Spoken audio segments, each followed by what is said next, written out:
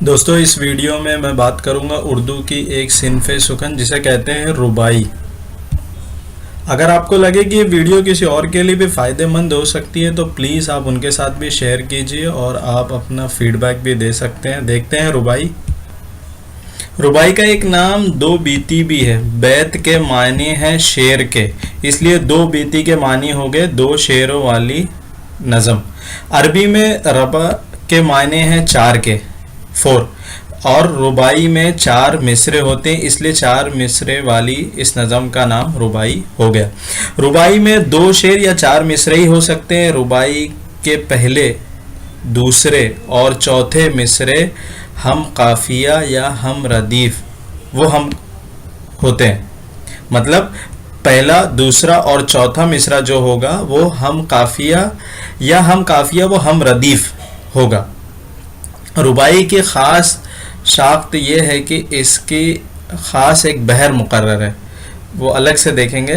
ربائی کے سلسلے میں اور بھی بہت ساری باتیں دیکھتے ہیں۔ اس میں جو مضمون بیان کیا جائے وہ اچھوتا ہو اور جو خیال اس میں ہو وہ بلند ہو، انداز بیاں میں دلکشی پائی جائے۔ ضروری ہے کہ ربائی کا چوتھا یعنی جو آخری مصرع زیادہ پرزور ہو اور محسوس ہو کہ ربائی کا پورا مضمون اس میں سمٹ گیا ہے۔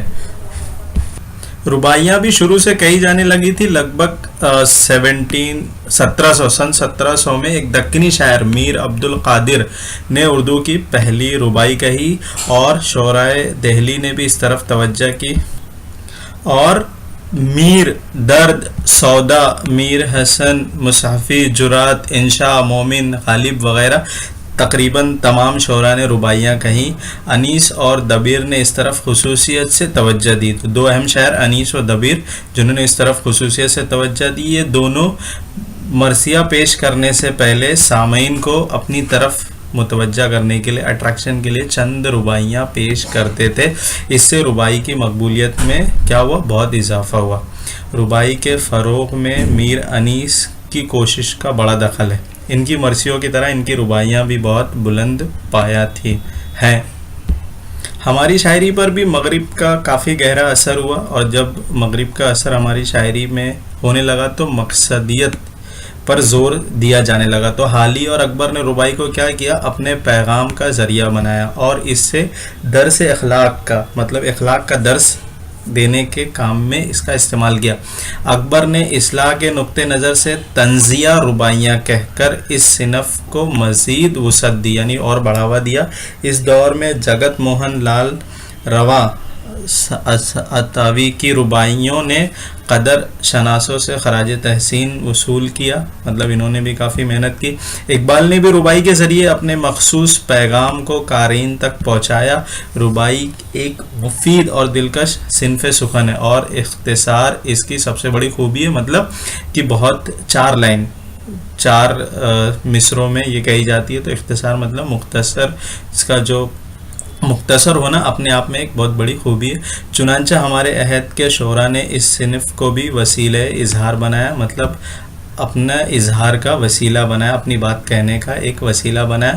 ان میں یگانہ، چنگریزی، جوش ملی آبادی، امجد حیدر آبادی، آسی سکندر پوری، شفیق جون پوری، فراق گورکھ پوری قابل ذکر ہیں۔ ربائی کی ایک مثال ہے: ہر صبح غموں میں شام کی ہے میں نے، خون ابا کشی مدام کی ہے میں نے، یہ مہلت کم کے جس کو کہتے ہیں عمر، مر مر کے غرض تمام کی ہے میں نے۔ تو یہ ربائی کی ایک مثال ہے۔